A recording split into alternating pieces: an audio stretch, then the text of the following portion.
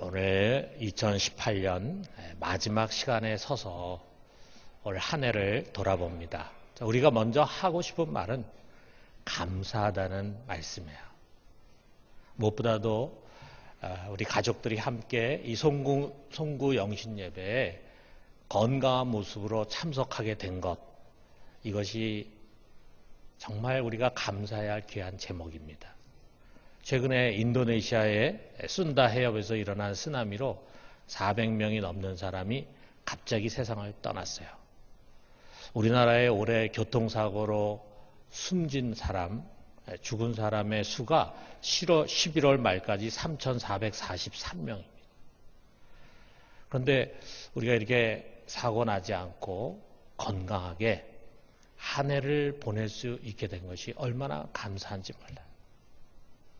아마도 우리가 알지 못하는 가운데서 어떤 위험한 순간들도 많이 만났을 것입니다. 우리 자신의 부주의나 또는 다른 사람의 잘못으로 인해서 크게 다치는 그런 위험한 순간도 있었을지 모릅니다. 그때 그 길로 갔다면 아주 큰 사고를 당했을지 모르는, 또 여행 중에 도둑이나 강도를 만날 수도 있고 사악한 보이스피싱 범죄자들이 우리를 노렸을 수도 있을 것입니다. 그러나 우리가 알지 못하고 인지하지 못하고 의식하지 못하는 가운데 하나님께서 그의 천사를 보내주시고 그의 자비와 긍휼의 날개로 우리를 보호해 주셔서 이러한 어려움을 면하게 해 주셨을 것입니다. 그러므로 오늘 우리가 이처럼 건강한 모습으로 이 마지막 예배 자리에 오게 된 것에 대해서 우리가 무조건 감사합시다. 물론 우리가 새해를 맞이하면서 우리 마음에는 묵직한 응어리가 남아있어요. 올해 힘들었던 문제들, 해결되지 못한 답답한 문제가 해가 바뀌었다고 해서 저절로 해결되고 상황이 달라지는 것이 아니라는 것을 우리가 알고 있습니다. 그러나 우리 속에는요, 뭔지는 모르지만 잘 될 것이라는 그런 믿음이 있어요. 그냥 막연한 긍정적인 사고가 아닙니다. 내가 생각하고 바라는 것보다 더 능하게 잘 해주실 수 있는 우리 주님을 우리가 신뢰하는 것입니다.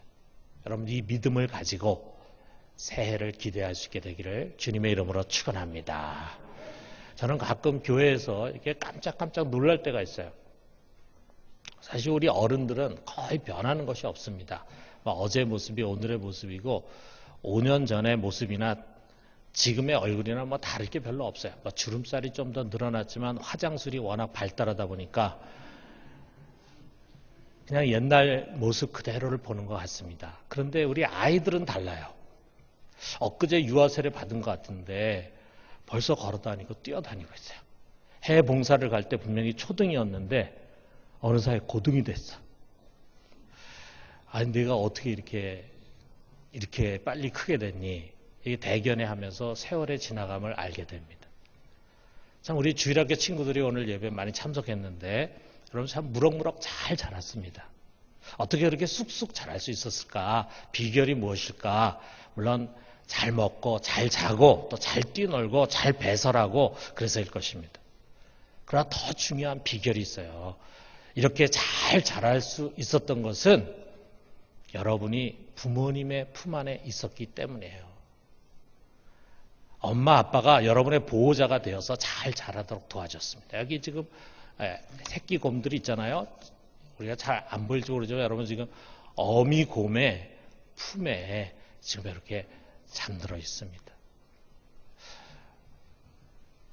우리가 부모의 품 안에 있었기 때문에 우리도 모르는 가운데 이렇게 쑥 자랄 수 있었던 거예요. 우리 엄마가 시도 때도 없이 젖을 주고 밥을 먹여가지고 건강하게 자라게 했어요. 밤에는 아빠가 위험한 일을 당하지 않도록 집을 지켜줬기 때문에 깊은 잠을 잘 수가 있었습니다. 먹여주고 지켜주는 것뿐만 아니에요.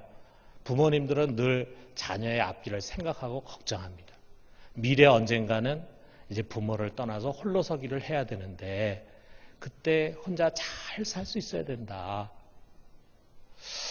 그럴 수 있는 사람으로 키우고 싶어 한다 이거예요. 그래서 믿음도 좋고 양심적이고 착하고 그러면서도 능력 있는 사람으로 성장시키기를 원합니다.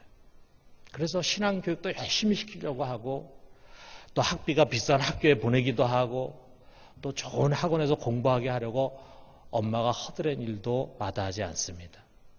뿐만 아니라 잘못하면 야단도 치고 자녀가 하고 싶다는 것을 하지 못하게도 하고 하기 싫다는 것을 억지로 시키기도 한다 이거예요. 그래서 종종 우리 자녀들이 이런 부모가 이해가 안 되고 때로는 부모를 싫어하기도 하고 아예 부모의 간섭을 따라서 자기 마음대로 살고 싶다는 생각을 가질 수 있어요. 그렇지만 여러분 이제 시간이 지나놓고 보면은 다 나를 위해서 그러신 것이구나 라고 하는 것을 깨닫게 됩니다. 여러분 누구보다도 부모님이 여러분을 사랑하고 있음을 잊어서는 안 됩니다. 그러므로 여러분이 이렇게 쑥쑥 건강하게 잘 성장하는데 여러분이 한 가장 잘한 일은 다른 무엇보다도 엄마 아빠의 품 안에 있었던 것입니다. 만약에 아주 어릴 때 좋은 것을 준다고 해서 모르는 사람 따라갔다가 미아가 됐다고 한다면 여러분 지금 어디에 있겠어요? 어떤 모습이겠어요? 생각만 해도 아찔하죠. 부모의 품을 떠난 아이는 결코 잘 자랄 수가 없습니다. 여러분 내년에도 건강하게 잘 크려면 부모님의 품 안에서 부모님이 가르치고 또 이끌어가는 대로 순종하면서 잘 자라시기를 바랍니다. 제가 오늘 부모와 자녀 사이를 이야기하려고 하는 게 아니에요. 그러나 여러분이 그런 것을 생각하면은 오늘 이 성경에서 예수님께서 하신 말씀을 잘 이해할 수 있기 때문에요. 자, 예수님의 이 포도나무 비유는 아주 지극히 단순한 이야기입니다. 농부는 포도나무를 잘 심고 그리고 부지런히 그 나무를 가꾸죠. 비료도 주고 물도 주고 그 다음에 벌레 먹지 않도록 보살핍니다.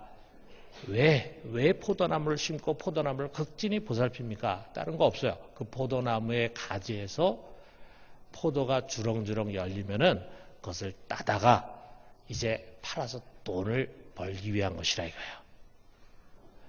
포도나무는 또 자기의 몸에 붙어있는 가지들을 잘 보살핍니다. 뿌리에서 빨아올린 물과 양분을 가지까지 공급해가지고 그래서 그 가지에서 포도송이가 주렁주렁 열리게 하는 거예요. 자, 이 비유는 하나님과 예수님과 우리의 관계가 어떤 것인가를 설명하는 거예요. 농부는 하나님이고 포도나무는 우리 예수님이고 그리고 가지는 우리들입니다. 자, 여러분 이 비유에서 가장 중요한 게 뭐냐면 포도나무에 붙은 가지가 되는 거예요. 그 포도나무에 붙은 가지는 축복받은 가지예요. 가지가 되어야 농부의 보살핌도 받고 포도나무의 공급을 받게 됩니다. 우리가 어떻게 가지가 될 수 있을까? 우리의 노력과 재주로 그 나무에 붙을 수가 있겠습니까? 아닙니다. 우리의 힘으로 되는 것이 아닙니다. 예수 그리스도께서 그의 보혈로 먼저 우리의 죄를 다 씻어주었기 때문에 우리가 그 가지가 되어서 나무에 붙어 있을 수 있게 된 거예요. 3절에 보니까 너희는 내가 일러준 말로 이미 깨끗하여졌으니. 그래서 우리로 하여금 이 포도나무에 접붙여가지고 그의 가지가 되게 해 주셨어요. 오직 그의 은혜입니다. 여러분과 제가 여기 예수님의 비유에서처럼 그 포도나무의 가지가 되어서 거기에 붙어있게 된 것은 오직 하나님의 은혜. 그래서 이곳에 앉아있는 우리 모두는 하나님의 자녀가 되는 은혜를 입은 자들이에요. 그러므로 이제 그 은혜를 입은 우리가 해야 할 일은 다른 것이 아닙니다. 주 안에 거하는 거. 그 가지가 포도나무에 꼭 붙어 있어야 되는 것처럼 우리는 주님에게서 떨어지지 않고 그분 안에 거하는 것입니다. 그분 안에 머무르는 것입니다. 어떻게 할 수 있는가? 10절에 보니까 내가 아버지의 계명을 지켜 그의 사랑 안에 거하는 것 같이 너희도 내 계명을 지키면 내 사랑 안에 거하리라. 하나님의 말씀에서 떠나지 말자 이거죠. 내 멋대로 내 마음대로 살려가면 안 됩니다. 세상의 말을 듣고 죄의 길로 가려고 해서는 안 됩니다. 달콤한 사탕을 주는 낯선 아저씨를 따라가면 안 됩니다. 우리가 있을 곳은 여기 주님의 사랑의 품이에요. 우리 1년 동안도 우리가 한번 우리 자신을 반추해서 돌아보면은 주님의 품을 떠나서 방황한 적이 얼마나 많은지 몰라요. 그게 굉장히 좋은 것 같아가지고 그것을 쫓아가는 거예요. 굉장히 맛있을 것 같아가지고 그것을 마치 하와가 선악과를 냉큼 따서 먹은 것처럼 따서 먹어. 그랬을 때 우리의 삶이 얼마나 빈곤해지고 우리가 얼마나 영적인 비참함을 겪으면서 살았는가. 여러분 아마 누구나 다 경험하고 체험했을 것입니다. 여러분 우리가 있을 곳은 주님의 품이에요. 거기서 떠나서는 안 됩니다.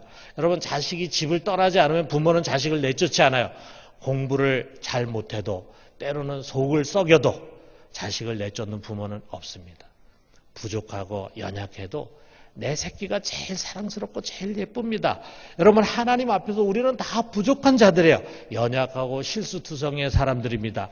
그러나 우리가 그 안에 거하려고 할 때 하나님은 우리를 영원히 품어주십니다. 우리가 잘못한다 해도 회개하고 다시 돌아서면은 언제나 용서해 주시고 품어주십니다. 항상 그의 뜻대로 살기 위해서 노력합시다. 항상 그의 말씀을 지키기 위해서 노력합시다. 항상 주님과 교제하기 위해서 애씁시다. 나와 주님과의 사이에 무엇인가 막혀있는 것이 있다면 언제든지 그것을 떨쳐버리려고 노력합시다. 그래서 늘 주님 안에 거하는 우리 모두가 되기를 주님의 이름으로 축원합니다. 여러분 주님 안에 거하는 자는요 참 행복해요. 왜냐하면 주님께서 우리의 필요를 다 알고 계시기 때문이에요. 우리에게 먹을 것, 입을 것이 있어야 할 줄을 다 아신다 그랬어요. 무엇을 입을까, 무엇을 먹을까 걱정하지 말라고 주님께서 말씀하셨어요. 너희 하늘에 계신 아버지는 너희 그것이 필요한 것을 다 알고 계신다. 정말 적절한 때에 적절한 방법으로 우리 하나님은 채워주십니다. 포도나무처럼 우리가 바람에 떨어져 나가지 않도록 보호하시고 붙들어 주십니다. 그래서 시간이 지나가면은 우리도 모르는 가운데 저절로 열매가 맺혀지게 되는 거예요. 처음에는 아주 작은 싹이 나오더니 점점 자라서 몽우리가 지고 더 자라서 엄지손가락만 하고 아주 달콤한 포도 열매가 됩니다. 여기 4절에서 5절에 보니까 내 안에 거하라 나도 너희 안에 거하리라. 가지가 포도나무에 붙어있지 아니하면 스스로 열매를 맺을 수 없음같이 너희도 내 안에 있지 아니하면 그러하리라. 나는 포도나무여 너희는 가지라. 그가 내 안에 내가 그 안에 거하면 사람이 열매를 많이 맺나니 나를 떠나서는 너희가 아무것도 할 수 없음이라. 여러분 주님을 떠나면 한순간 아무것도 아닌 것이 됩니다. 주님을 떠나면 우리는 빈곤한 삶을 살 수밖에 없습니다. 주님을 떠나면 우리는 예수를 믿는다고 하면서도 아무런 영적인 부요함을 누리지 못할 수 있습니다. 아무런 열매를 맺지 못합니다. 그러나 우리가 주님 안에 거하면 적절한 때에 정말 아름다운 열매를 맺게 돼요. 좋은 대학을 가지 못했다고 해서 낙심할 필요가 없어요. 여러분 정말 주님 안에 거하면은요, 나중에 여러분이 훨씬 더 훌륭하고 가치 있는 세상에 영향을 미치는 사람이 될 수 있어요. 여러분, 우리 부모처럼 하나님은 그의 자녀의 인생을 책임지시고 보호하시고 필요한 것을 채워주시고 또한 의의 길로 인도하십니다. 그분의 인도하심을 신뢰합시다. 여러분, 어린 자녀는요, 자기에게 무엇이 좋은지 무엇이 유익한지 잘 몰라요. 그런데 엄마 아빠는 그들의 앞서서 인생을 이미 살아본 경험이 있기 때문에 더 멀리 볼 수 있고 자녀에게 무엇이 정말 유익한지를 잘 알아요. 그래서 정말 그 자녀가 잘 될 수 있도록 조언도 하고 또는 책망도 하고 때로는 희생도 하십니다. 자, 그런데 우리 하나님 아버지는요, 그런 엄마 아빠 육신의 부모보다도 훨씬 더 멀리 보시는 거예요. 그래서 그의 자녀 하나하나를 가장 좋은 길로 인도하십니다. 때로 그 하나님께서 우리를 끌고 가실 때 우리가 다 이해되는 게 아니에요. 마치 우리 자녀가 부모님이 너 이렇게 해라 저렇게 해라 하면서 그의 인생을 좋은 길로 이끌어 가려고 할 때 자녀가 다 이해하는 게 아니잖아요. 그래서 때로는 반항하기도 하고 때로는 실망하기도 하고 때로는 대들기도 하고 그러잖아요. 그런 것처럼 하나님께서 때로 우리를 이끌어 가시는 그것이 우리가 다 이해되는 게 아니에요. 때로는 고난의 강을 건너기도 하십니다. 사망의 무섭고 음침한 골짜기를 지나가기도 합니다. 그러면은 누구나 다, 저를 포함해서 여러분 모두가 다 이렇게 소리를 질러요. 무슨 일이에요? 왜 저에게 이런 어려움을 주시는 거예요? 정말 하나님이 나의 아빠가 맞습니까? 하나님 정말 저를 사랑하시는 거예요? 하고 탄식하고 원망하기도 하는 거예요. 자, 그런데 여러분, 지나보면은 압니다. 그것이 얼마나 축복된 길이었는지. 최근에 캄보디아에서 사역하시는 우리 협력 선교사인 정순현 선교사님이 우리나라에 급하게 입국을 했어요. 그 남편 선교사님이 작업을 하다가 기계를 잘못 만져서 엄지손가락이 잘려졌어요. 거의 이렇게.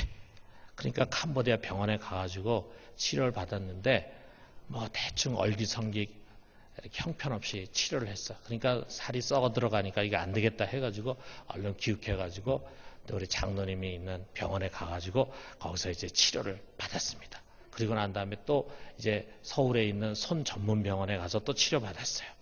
그래서 이 손가락 기능이 완전히 회복되지는 못했어. 너무 여기까지 오는데 시간이 걸리고 늦어가지고. 그러나 최선의 치료를 받고 그리고 이제 캄보디아로 돌아갔습니다.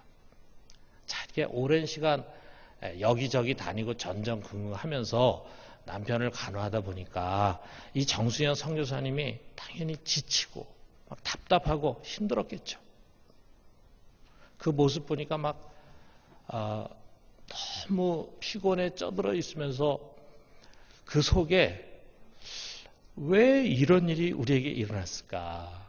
주님을 위해서 일하려고 했는데 우리나라에서 해외 봉사 오는 팀을 위해서 뭘 준비하려고 했는데 하다가 그만 그런 사고를 당한 거예요. 그 사고를 당하니까 이게 보통 일이 아니었던 거예요. 왜 이런 일이 우리에게 일어났을까 하는 그런 마음을 갖고 있는 것 같아. 그래서 제가 우리 정성 교사님 만나면서 무슨 말로 위로를 해야 될까 이렇게 생각하다가 제가 최근에 저에게서 일어난 작은 사건을 얘기해 줬어요. 저는 소위 군대병이라 그러죠. 이 무좀이라는 게 군대병이거든요. 무좀을 참 오랫동안 앓고 있었어요. 자, 군대 가가지고 제대로 잘 씻지를 못하다 보니까 발바닥, 발가락 사이에 아주 무좀이 심했습니다. 그래서 제대하고도 그게 낫질 않았어요. 그래서 저는 이게 약간의 컴플렉스가 있었는데 아주 친한 사람이 아니면 양말을 벗질 않아. 양말 벗으면 보기도 흉하고 냄새도 나고 그러니까. 자, 그랬는데 중국 선교지에 가가지고 거기 갔을 때 우리 구영단 선교사님이 저에게 약을 하나 권했어요. 그래서 그 연고를 발랐는데 아주 깜짝같이 났어요. 그래서 치료가 됐어. 그런데 다 치료된 게 아니었어요. 언제부터 생겼는지 모르는데 발톱 무좀이 있었어요. 발톱 무좀. 아마 여러분 중에 발톱 무좀을 앓고 있는 분이 있을지 모르겠어요. 왼쪽 엄지 발가락에 발톱 무좀이 있는데 그 무좀이 점점 이제 자라가지고 발톱의 반을 누렇게 덮고 있었어요. 여러분 상상만 해도 굉장히 지저분해 보이죠, 그죠? 자, 이걸 갖다가 피부과 의사에게 물어봤어요. 그랬더니 좀 바르는 약이 있으면 참 좋은데 아직 바르는 약으로는 이것을 완치하기 어렵다. 그러면 약을 먹어야 되는데 그 먹는 약은 독하고 오랫동안 또 먹어야 돼서 잘 권하고 싶지 않다는 거예요. 그럼 어떻게 해야 되느냐? 그게 아픈 것도 아니고 그러니까 더 이상 퍼지지 않으면은 그냥 놔두십시오. 그러는 거야. 그래서 이거는 내가 무덤에까지 가져가야 되는 병인가 보다 이렇게 생각을 했습니다. 자, 그런데 매번 이렇게 발을 닦을 때마다 또 발톱을 깎을 때마다 자꾸 신경이 쓰이는 거예요. 그래서 최근에는 어디 보니까 일본에서 바르는 약이 아주 효과가 있는 약이 나왔다. 그래가지고 그걸 구입할까 이런 생각도 했어요. 자, 그런데 몇 달 전에 저에게 아주 힘든 일이 일어났습니다. 제 컴퓨터에 좀 문제가 생겨가지고 우리 부목사님 불렀어요. 그래가지고 그걸 고치기 위해서 이제 제 책상이 굉장히 무거워요. 그 무거운 책상을 둘이서 이렇게 나르려고 하다가 그만 책상 모서리에 제 엄지 발가락이 찍혔어요. 그래가지고 발가락이 얼마나 아픈지 몰라요, 여러분. 네, 경험해 보신 분들은 알죠. 발가락이 탁 찍히니까 너무너무 아픈데 아픈 게 문제가 아니라 이제 피가 막 나는 거. 피가 그 발톱에 이제 고이면서 발톱 전체가 시커멓게 되는데 이게 걱정이 되는 거예요. 그래서 이제 정형외과 집사님한테 이제 전화를 했더니 그대로 놔두면은 발톱이 뽑힐 수가 있대. 엄지발가락이 다 뽑힌다는 거예요. 그래서 어떻게 해야 됩니까? 그랬더니 이제 그 발톱에 구멍을 내가지고 거기에 있는 피를 뽑아내야 된다는 거예요.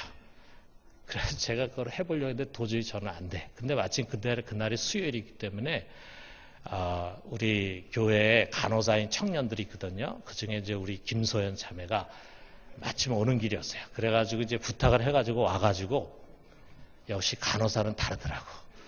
아주 냉정할 정도로 거기다 구멍을 뚫어가지고 거기 주사 바늘을 꽂아가지고 거기 피를 뽑아냈습니다. 그래가지고 이제 발톱이 뽑아지는 거는 면했어요. 그런데 시간이 가면서 이제 통증은 좀 가라앉았는데 오랫동안 거기다가 붕대와 반창고를 붙이면서 아주 불편하게 다녔어요. 그럼 이런 생각이 들었어요. 그냥 젊은 부목사들이 책상 옮긴다고 할 때 놔두지. 괜히 내가 끼어들었다가 이렇게 됐네. 컴퓨터 좀 불편한 대로 쓰지. 괜히 그거 손본다고 하다 이렇게 됐네. 하면서 이런저런 불편과 후회가 내 마음속에 막 일어나는 거야. 그리고 이제 시간이 흘러가지고 신경을 쓰지 않았는데 최근에 그 발톱이 점점 힘을 잃더니 이제 들렁들렁 하면서 떨어져 나가려고 그래요. 그래서 제가 놀래가지고 거기다가 또 반창고를 며칠 동안 붙이고 다녔어요. 제발 좀 떨어지지 마라 해가지고. 그런데 결국은 떨어졌습니다. 그런데 신기하게도 거기에 깨끗한 발톱이 자라나고 있었어요. 여러분 미안합니다. 제가 여러분에게 실감을 주기, 제가 원래 갖고 있던 발톱이 저렇게 발톱 무좀이 있었는데 그 옆에 이제 이렇게 들락날락 하면서 이제 떨어질 것 같이 하다가 떨어졌는데 제일 마지막에 있는 게 지금 저의 발톱의 모습입니다. 깨끗하잖아요? 어? 이제 사진 치워주세요, 이제.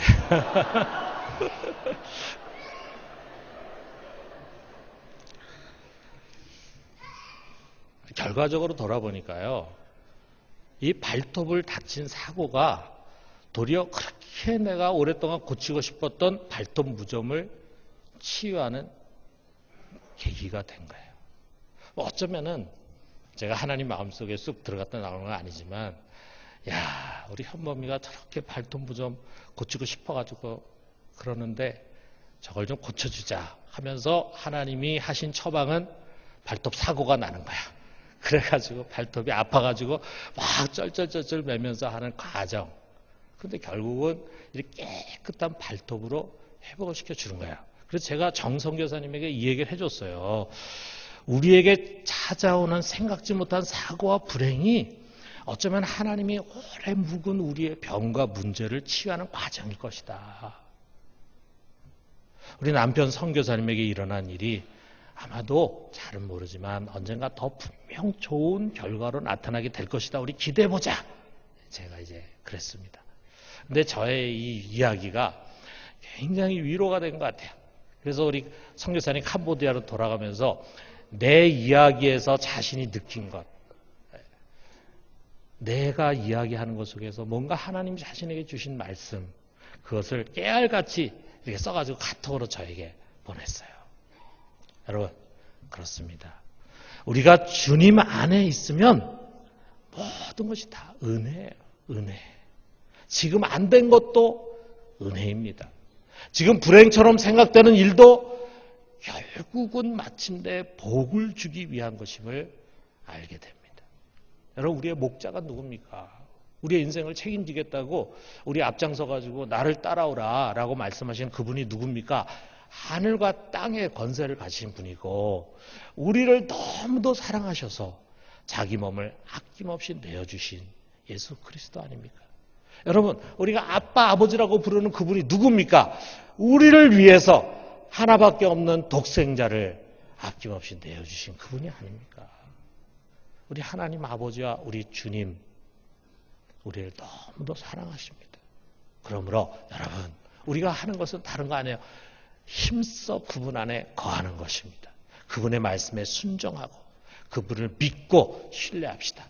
아무것도 염려하지 말고 오직 모든 일에 감사함으로 먼저 감사해요.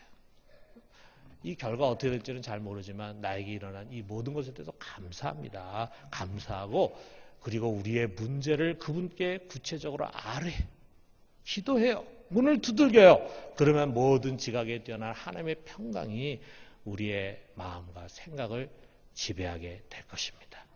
이런 믿음을 가지고 우리 2019년 새해를 맞이하게 되기를 주님의 이름으로 축원합니다.